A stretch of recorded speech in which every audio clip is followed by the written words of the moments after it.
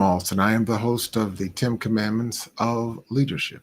This is the show where we do two main things. Number one, we educate, equip, and empower emerging leaders with God thought leadership. And number two, we present current events and newsmakers in the light of the best practices from the Bible.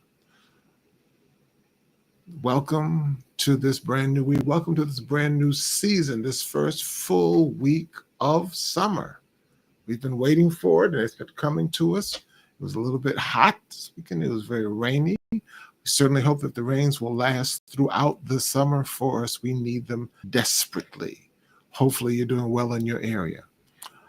I couldn't help but focus a level of attention on what is going on in Iran and with I'm going to call it the invasion of Trump and the Trump administration into bombing nuclear sites in Iran. Now, I'll tell you right off the bat, I am not a military strategist.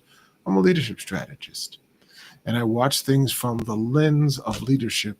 And as you also know, I watch things from the lens of ego and leadership ego and that of egoholism. Egoholism, as you know, is what I define, is what I've created, the term, not alcoholism, not shopaholism, not workaholism, but egoholism, which is the addiction to one's ego, one's sense of self, either made manifest in inflated egos in ways such as boastfulness, arrogance, I know it allness, poor listening skills, conceit, vaingloriousness, and or it also is manifest in deflated egos, such as in low esteem, no esteem, feelings of inadequacy, feelings of insecurity, self-loathing, as well as with the imposter syndrome.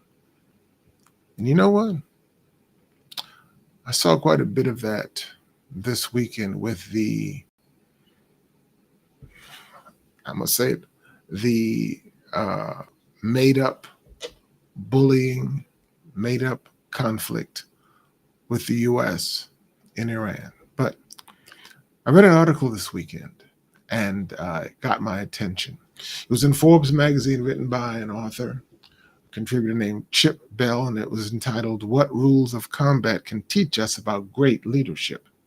You've often heard me talk about leadership as being that of influence and relationships, not titles and not positions. And I dare say the person occupying the White House does exert influence and a certain measure of relationships. But folks, he is not a leader. He's not a good leader. He's a marketer. He's not a good leader. But let me go on.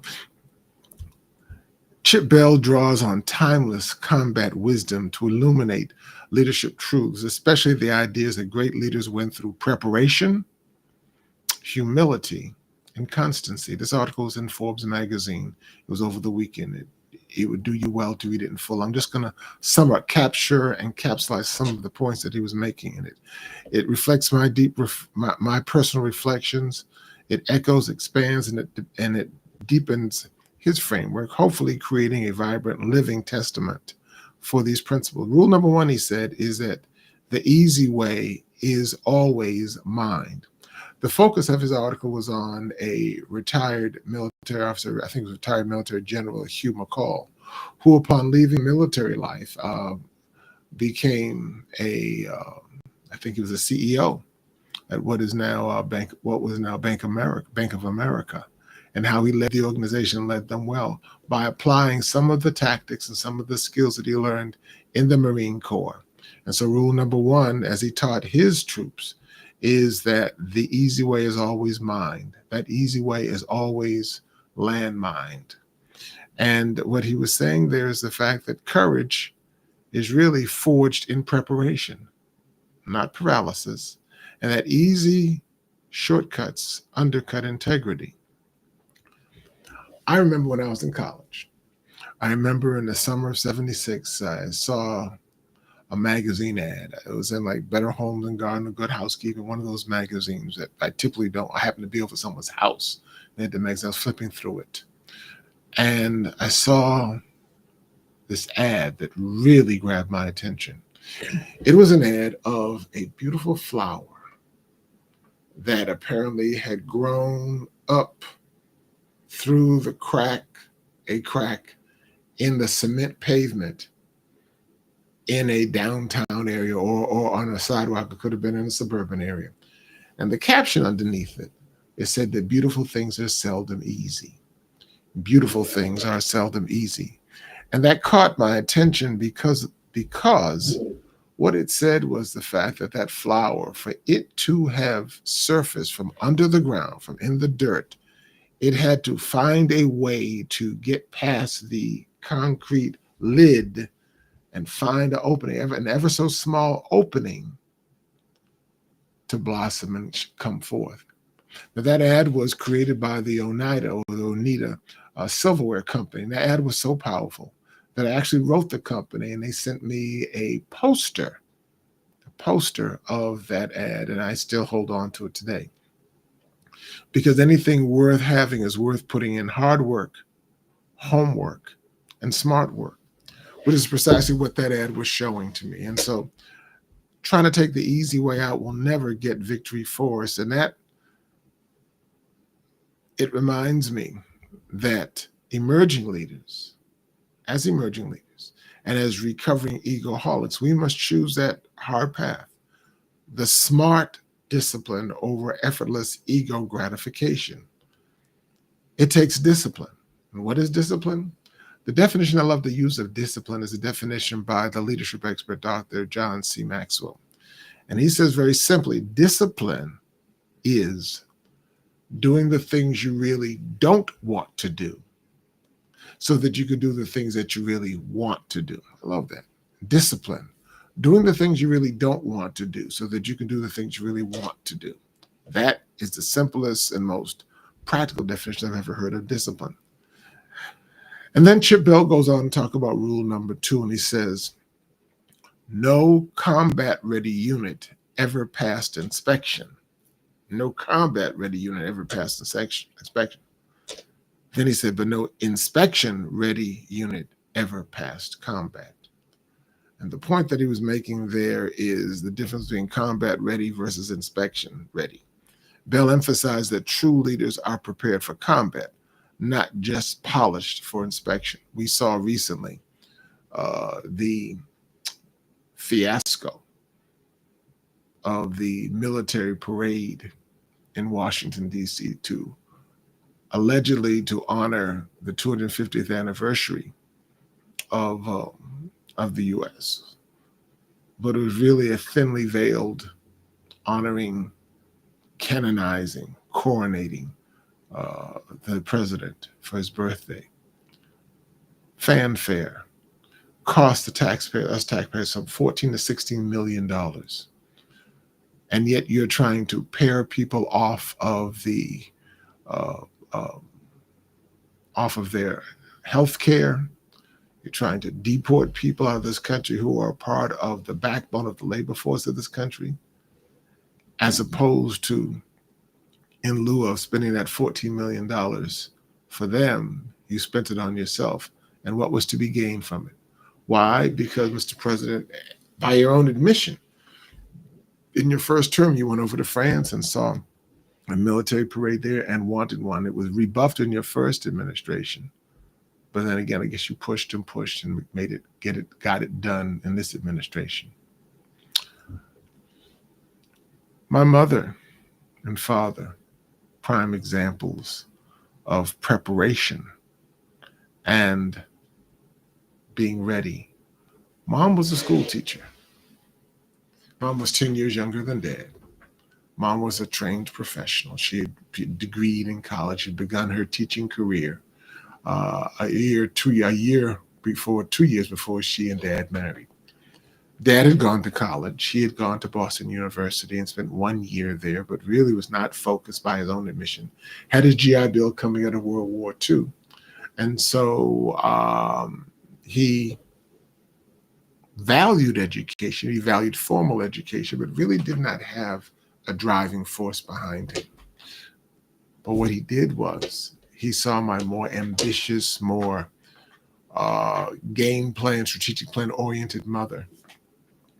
And he put his energies into pushing her and her career and her professional ascendancy from school leader to home and school leader or PTA leader to teacher to principal to college administrator and to finally, in her latter years, becoming an international consultant on education and multi-grade learning. Dad was that hub. Dad was that wind beneath her wings to help her to achieve her goals. He saw himself in mom's goals. And he was the hub at home while mom was off doing her advanced degrees in school and off speaking at this place or teaching over in Russia, teaching in northern China, teaching in the Cayman Islands, helping to reestablish a school in Hatchetchebby, Alabama. Dad was that hub. Dad was that person we could always depend on. He was that nerve center in the house to let us know where everything was, where mom was, and this, that, and the other.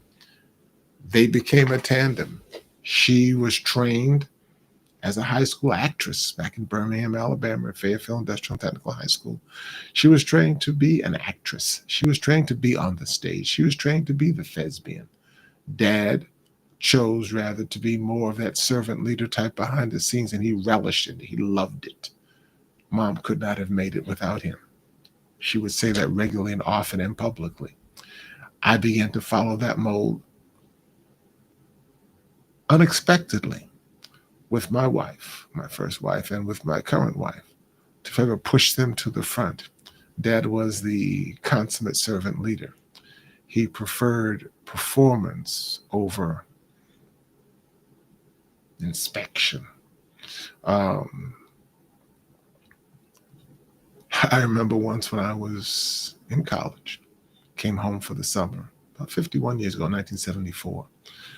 My father said to me, he said, Timmy, that's what they call me then. He said, there are two kinds of people in the world, one that has to say something and one that has something to say. Let's take your mother, for example. And he went on. His point was well taken by me. You know, he said very little, but his presence was felt. No decision was made at our house without Dad's stamp of approval, and nothing was ever declined or denied without Dad's lack of consent to it. Rule number 3 says fuse shortens in crisis. Fuse shortens in crisis. Here, Bell notes that in real conflict, everything speeds up and only planning saves you. I'm sorry, folks. I don't see the planning. I don't see the preparation. I don't see the thought process. I'm not in those inner circles in the White House, and neither are you. What I see is, from my background in public relations and higher education marketing, I'm seeing what looks like camouflage, a cover-up. When I look at the bully ball that his administration is doing, say, in Los Angeles, by just overstepping the governor, bringing in troops to quell what is a non-riot, and there's no riot there. There's no disturbance there. The disturbance there, to me, is created by him and his goons, his troops. The first thing that hits me is, what is he trying to cover up? What is he trying to camouflage? Trying his best to incite problems there in LA and in California, overstepping the governor, overstepping the mayor, and threatening to do similar kinds of things all around the country. I'm glad for the efforts of people out in the streets every day in their protests, letting him know, no, we don't have a king. We won't have a king. We refuse to have a king. We will not have an oligarchy. We will not have a dictator. And they're winning the battle. I think, for example, as I watch, that Trump knows he's not winning these battles. I think he knows he's going to lose these court cases, but he's trying to send some kind of message. He's going to wear us down, but it's not going to happen, and you and I are not going to let it happen. And so we keep fighting. We keep pushing. We keep pushing. Rule number 4 is, this is an interesting one. when the pin is pulled in the hand grenade, for a 5-second grenade, expect it to go off in 3 seconds. Bell underscores the need for readiness at the moment of risk. He talks about what's going to become the case.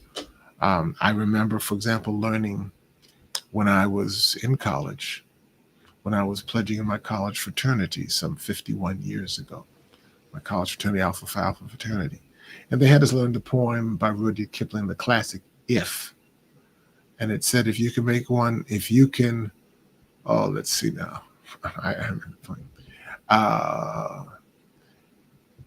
If you can make one heap of all your winnings and risk it at one turn of pitch and toss and lose and get up again at your beginnings and never breathe a word about your loss. But no, there was another line that used it and it said, if you can dream and not make dreams your master, if you can think and not make thoughts your aims. If you can meet with both triumph and disaster, treat those two imposters just the same. As I said, I'm not a military strategist, but my question is, and I asked somebody the other day, I said, why are we fighting or threatening at the time, threatening to fight over in Iran? What's the problem? It says, because they were trying to keep them from having a nuclear capability. I said, well, don't we have one? They said, yes. I said, and we've used it before. They're referring to the A-bomb used in 1945 in Hiroshima and Nagasaki. I said, what gives us the right to say to them, you can't have one, but we can have one? The person looked at me and said, because we're white. The U.S. is run by whites, and that nation over there is run by people of color. It gets to be just that basic foolishness. And so the U.S. is over there bombing, trying to establish some sense of superiority. When you are superior and you've been superior, you don't have to flex your muscles. You don't have to go around beating yourself on the chest. And that's all we're seeing. So Trump, no, I'm not seeing an inflated ego. I'm seeing a very deflated ego being masked with the fig leaves of like you got something going on in your life. Rule number 5 in this article is interesting. It says your enemy is never a villain. Here, Bell highlights how combat lessons teach empathy under pressure. I often talk about enemies and about how the Bible says, Matthew 6:44, love your enemies. I didn't understand that when I was a kid growing up. I didn't understand that when I was in my early professional life. But as I grew older and developed a deeper relationship with God, I then began to understand what you mean. What I've done is I've taken the word enemy and changed it to opponents. Love your opponents. Do you realize our opponents help to make us what we are? Our response to our opponents help to make us what we are.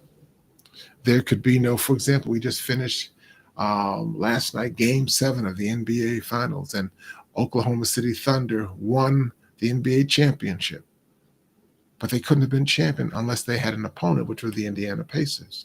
So our opponents and our response to our opponents make us what we are. I have a friend of mine, several friends of mine. Well, we'll go back to me. When I was in college, back in the early 70s, there was this martial arts craze, this kung fu craze, and as opposed to taking the regular physical education class, I had the option of taking a class in karate. And I took a class in karate, and I was always fascinated by those people who could break bricks and those karatekas, as they were called, who could break blocks of wood. And I asked a friend of mine many years later, how do you do that? He said, the goal is not to focus on the wood, on the block. The goal is to focus on the other side of the wood. In so many words, the goal is to get your hand or your fist or your finger to the other side, which means going through that brick or going through that block of wood. And that's what we need to learn to do, is not so much focusing upon our opponent, understand them and respect them for what they are. But the goal is not the opponent. The goal is victory. The goal is freedom. The goal is moving up the ladder in terms of whatever we're doing. I had an experience back in 1991 when I returned to my alma mater as a consultant. A very good friend of mine was a state senator, Bobby Scott. I had been with him back in 1974 when he made his first political run for office, and had followed his career and been a close associate of his when I came back. The courts had reconfigured the congressional district there in the Hampton Roads area to the extent that he, as state senator, lived in an area where he was now eligible to run for the U.S. Congress. We sat down for lunch one day, and I asked him the elephant in the room question: Bobby, are you running to become the first Black congressman in the Commonwealth of Virginia? He looked at me, smiled, and says, no. He said, let me tell you why. He said, if my goal was simply to become the first Black congressman in Virginia, then once I was elected, it's game over. I would have achieved my goal. I would have grabbed the brass ring. I would have been the greyhound that caught the rabbit. He said, you got to have, and therefore there'd be nothing else for me to achieve. He said, you got to have goals bigger than that. He said, my goal is to serve people, to bring the public services to them, to bring them the services that they pay for as taxpayers. And it taught me a valuable lesson. It's important to look beyond where you are to see where you need to go. Those were just a couple. Maybe tomorrow I'll share a couple of more of those, of the rules from the article by Chip Bell that was in Forbes magazine. I hope that you've enjoyed this. I hope that I've given you some insights as a layperson in terms of my view as a layperson, as a leadership strategist, as a practicing Christian, of my opposition to war and my opposition to the kind of foolishness that's going on, that's coming out of the White House now. But thanks for listening. This has been the 10 Commandments for Leadership. This is where we educate, equip, and empower leaders with God-thought leadership. This is also where we present current events and newsmakers in the light of best practices from the Bible. If you have enjoyed what you've heard, if you have been inspired, if you've been encouraged, if you've been informed, then please like, share, and subscribe, and come back tomorrow as we continue in our journey of the 10 Commandments of Leadership. Thank you very much. Enjoy the rest of your day. Bye-bye.